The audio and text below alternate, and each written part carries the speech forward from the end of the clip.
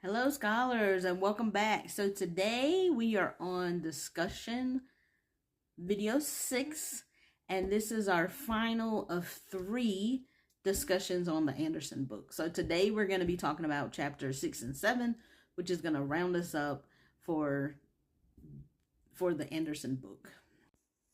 So I filmed chapter 6 and 7 in 2 different parts, 2 different days. But I realized that it was very long, the two videos together. So instead of a 50-minute, I have split chapter 6 and 7 into 2 videos.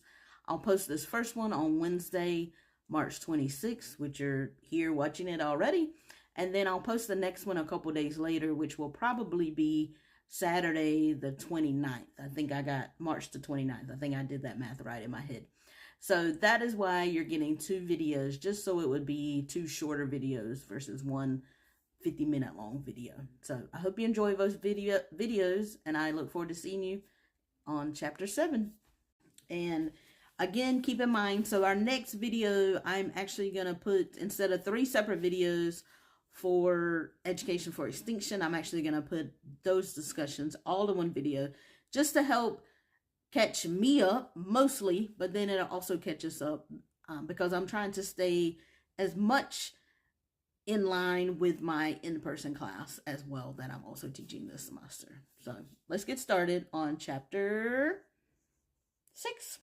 So up until this point, Anderson has been discussing public schools, but keeping in mind those public schools are for grades 1 through 7. So I think that's important to note, because at this point, there aren't secondary schools. There is the industrial education, but that is all. And again, up until this point, most of those are private. So this chapter 6 discusses public secondary education for Black children. Schools extended into high school curriculum for white children or for white youth. This was not the case for Black youth at this time. So Anderson shares with us that by 1930, 47% of high school aged children or youth were enrolled in public secondary education. And as I wrote that, keeping in mind 1930 was only 95 years ago, which was wild to even think about. So just 95 years ago, only 47% of high school aged kids, youth, were in high school at that time. And by 1934, this had increased to 60%. And again, I think this is indicative of how we see these historical trends, or in this case, this crusade for secondary education for Black children. So at this time, there were state-sponsored and state-funded building campaigns that were underway. But as you can imagine, and Anderson reminds us, these were only for white schools. So again, the Black community was excluded from this early expansion of public secondary education. So again, Anderson shows us some great charts, or shares with us some great charts in his book. And on page 189, he breaks down the numbers for Black and white youth who are attending high schools at the time. And this first chart is from 1890, keeping in mind that these high schools are overwhelmingly private institutions. So at this time, 0.39, so not even 0.5% of Black youth that are at high school age are attending high school, whereas 4% of the white youth are attending high school at this time. Still very low for both, but we still see those disparities between the two. So then by 1910, which again, this is the chart on page 190, we see that Black students, that percentage has gone up to 2.8, and that white percentage has gone up to 10%. So again, we see that increase because individuals are starting to say, hey, we need more public secondary education. And we see those numbers rising, but still disparities between Black and white high school aged children that are in school at that time. We also see the disparity in the number of schools. So in 1890, there were 958 Black schools, but there was 27,000 176 white schools, which that number just seems, yes, a whole lot. There's a whole lot bigger, but just it's wild, the comparisons of those numbers. And then so by 1910, there are 10,206 black schools, but there's also 177,644 white schools. So again, those comparisons are wild to me, and those numbers seem very big. But again, a lot of the schools were smaller schools, and they were in smaller townships, and there was much more like a community atmosphere with those schools. But again, those numbers are huge in comparison.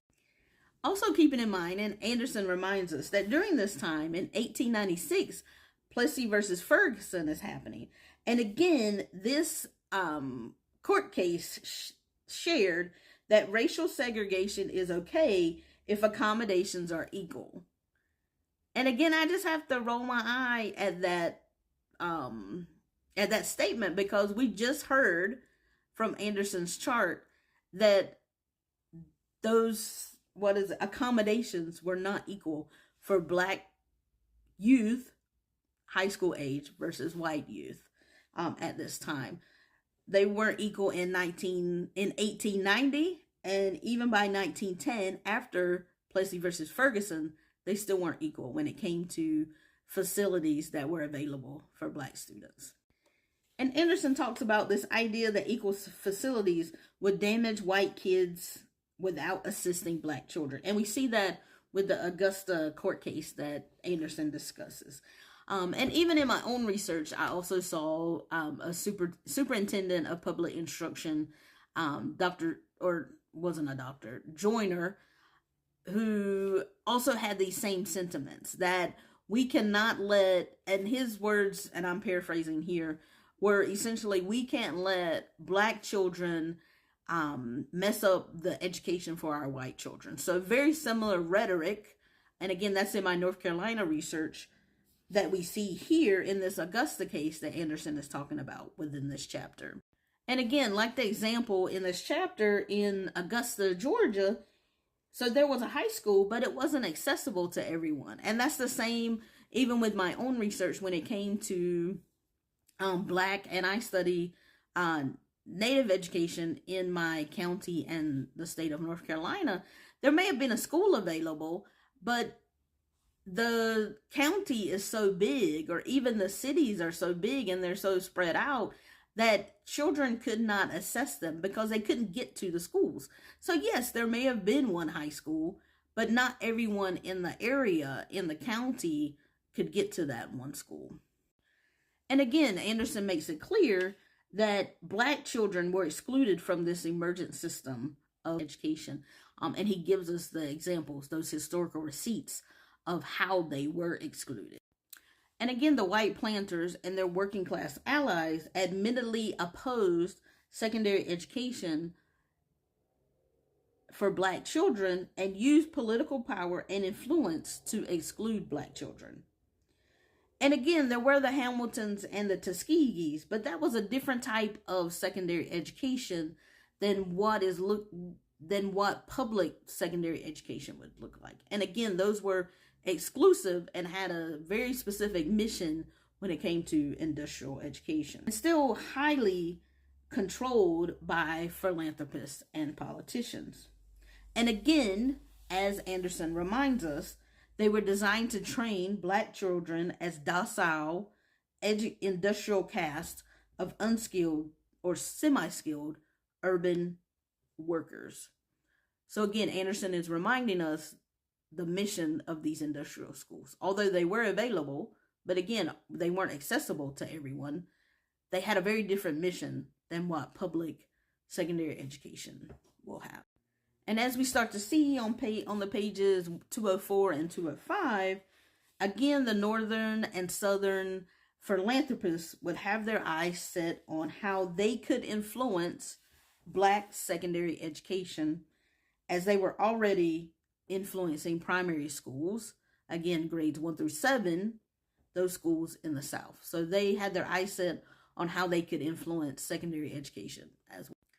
And they began this conversation when they came together and held in 1925 the Conference for Black Public Secondary Education. That was the, again, Northern and Southern philanthropists who called this conference together.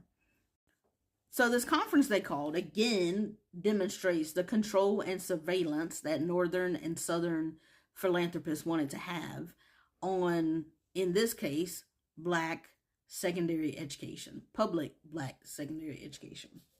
So at this conference, they discussed, one, the curriculum, what it should be for public secondary education for Black children. And then they also talked about how to shape Black education, but by downplaying their intervention. And again, eye roll from me, because they wanted it to look like it was coming from the community. So they already knew that the community and politicians and things would be looking for their influence. But they said, hey, let's make it so it looks like it's coming from the community. And 3, they discussed that Black secondary education was all, public secondary education was already happening. And it was already moving forward. So they didn't need the money. They didn't need to stimulate and donate money. But they wanted to control and direct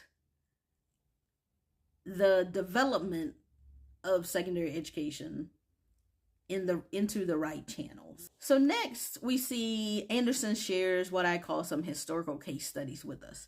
He discusses Little Rock, and then he also discusses New Orleans, which both of these, the white philanthropists have wanted to sink their teeth into, both of these schools. And these are funded by the Rosenwald Agency. So we see in Little Rock, and again, this begins on page 208. So Anderson discusses that Little Rock had an absence of a core curriculum because, again, with the Rosenwald Fund and with those who are associated with the Rosenwald Fund, it's the same ones that are associated with Armstrong and industrial education. So although this is a public school, they still wanted to mirror the model of industrial education. So in Little Rock, for example, there's the absence of the core curriculum. And so they have English and history, but they wanted the emphasis on auto mechanics because, again, there's this economic labor hierarchy that they're trying to develop or continue in the South. These philanthropers. I may have just made up that word, but you understand who I'm talking about. The folks who are giving the money and that run these philanthropies.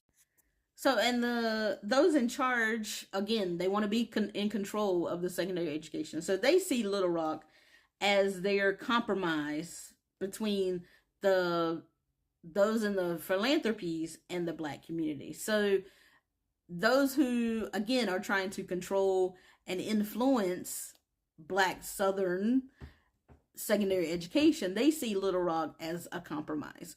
And so they say, we're going to try this again in New Orleans, and we don't want it to be a compromise.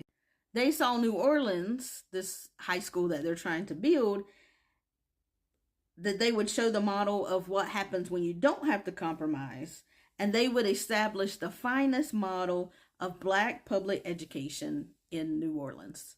And again, this is the Rosenwald Fund that is leading this conversation and leading this influence in New Orleans. So the Rosenwald Fund gets in conversation with public school officials down in New Orleans, and they're going back and forth. They're trying to help get the New Orleans public school administrators to help them with funding the school in New Orleans.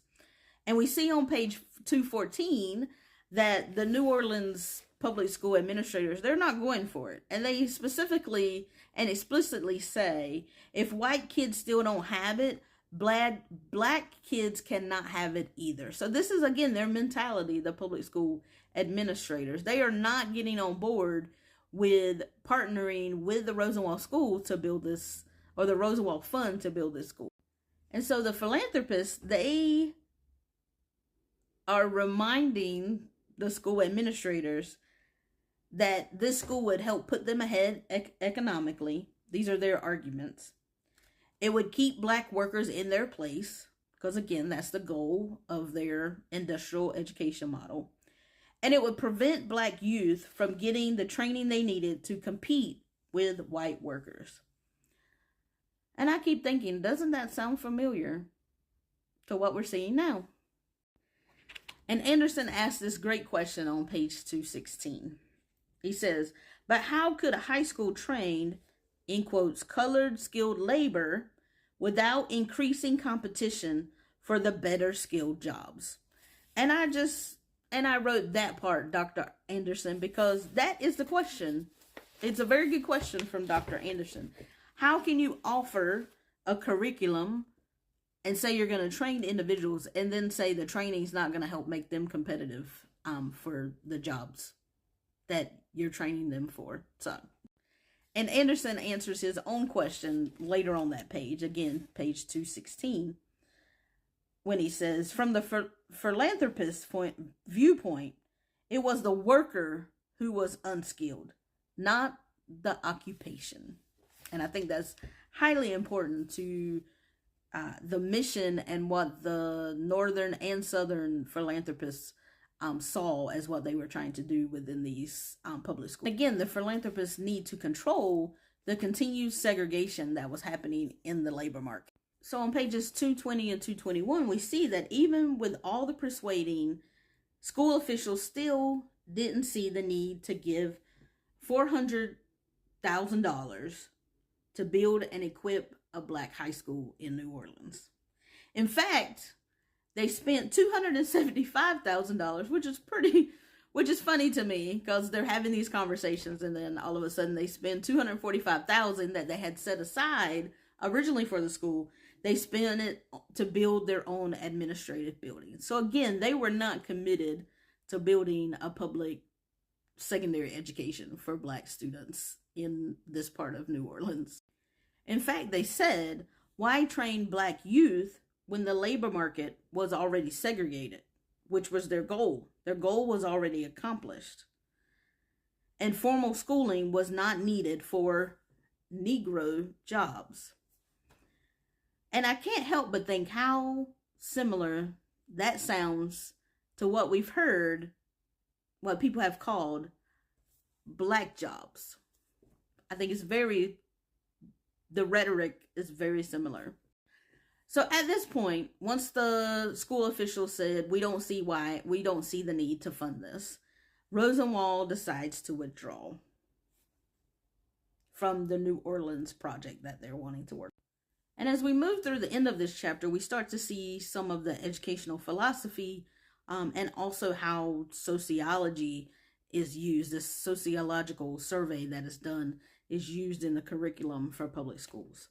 So on page 222, we see through Spencer High School, again, this case study that Anderson is sharing with us, this idea that black teachers and their pupils could not be in charge of their own curriculum. So again, this is a philosophy statement about what the philanthropists, and in this case, Keller, was saying about black schools at this time. So again, Keller says the culture of the hand-minded be that of the scholar. And Anderson reminds us that through this philosophy that Keller and others that are their philosophy on education for black individuals, the needs of black children were only reflective in the repressive labor market. It was never really about what black children needed when it came to education. It was just about how to keep them in their place in this labor market, as Anderson continues to remind us. So I found it interesting how the sociological survey was used with black children and how they described how that informed how they were building schools at this time. Well, specifically building school curriculum at this time.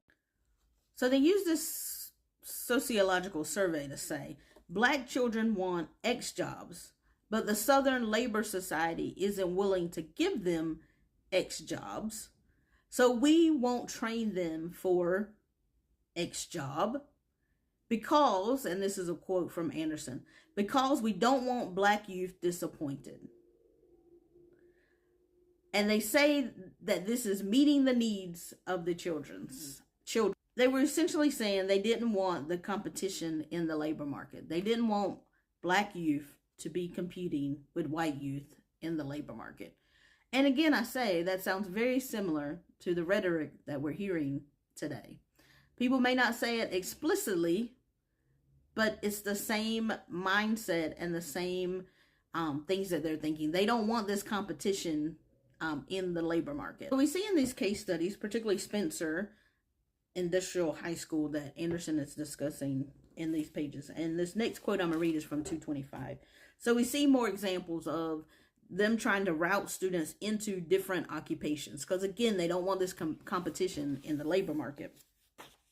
And Anderson says at the end of page 225, such recommendations showed the extent to which the implementations of an oppressive educational process for black children was a self-conscious effort, and self-conscious on the part of the Northern and Southern philanthropists that were continuing to push, but then also principles like Keller and other educational philosophers and other educational leaders. It was a self-conscious effort of what they were doing. This oppressive educational process that they were offering for black children. So I can't help but point out on page 227, Anderson talks about Bruce Payne, who was a former professor of secondary education at Peabody College, which is now Vanderbilt, by the way. He talks about how he was Payne was a believer in democratic ideas, which I thought was funny, because Payne also promoted white public secondary education. He didn't see the need for black secondary education. But I thought it was quite interesting that he, and even Anderson put it in quotes, democratic ideas. So I thought that was quite interesting how people decide to describe themselves when what they're doing is totally against how they're describing themselves. So Anderson goes on to describe the Rosenwald Agency's abrupt withdrawal from funding secondary education. And this around the time that Rosenwald is disbanded or they're just not funding anymore is also around the Depression era that the United States is going into. So that funding, the funding ending collides with, again, this Depression era. But also they decide to withdraw from helping with black public education because they saw their ideologies as different. And I was asking the question, but really is it? But in their minds, they saw their ideology as different than Southern leaders and politicians who were in control of developing schools. Because the Rosenwald folks and all of those that were, in line with them, again, they talked about this hierarchy and these black jobs. And then their ideology was that industrial education helped everyone. But Southerners didn't want to invest in black industrial education. So again, that's the reasoning that Rosenwald is starting to pull out. And Rosenwald is realizing that there is no hierarchical economy going on in the way that they wanted to develop it. I'd imagine this was because this was a time when everybody was struggling, because again, this is the Depression is starting to happen in the United States.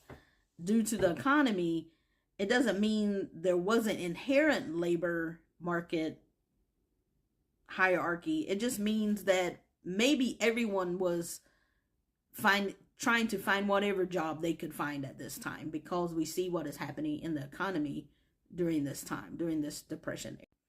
Ultimately, Rosenwald and their crew, because again, everyone, all the Southern and Northern philanthropists at this time are in agreement with this industrial model. So I'm kind of putting all of them together here. Their ideology and they realize their ideology and educational philosophy for black youth in secondary education would be challenging more than it had been for primary education. Because again, Rosenwald and their crew funded primary schools and grade schools. So grades 1 through 7, as we think about it today. Yet we see them leaving was their choice when their influence didn't go the way that they wanted it to. So they could have stayed, and they still could have funded black education, knowing that they wouldn't influence and make a hierarchy, but they still chose to leave instead of providing public schools, public secondary schools for black children. So when it wasn't working for them in the public school sector or public high school sector, secondary education, they decided to focus their wealth and power on black education, which is the focus of our last chapter. But before we go, by the end of this chapter, Anderson revisits public school enrollment numbers. So again, although we see these case studies of Rosenwald that was trying to build this specific model of industrial education in public secondary schools, even though that wasn't working and Rosenwald ends up pulling out, school administrators and states and counties, they do start building schools for the black community.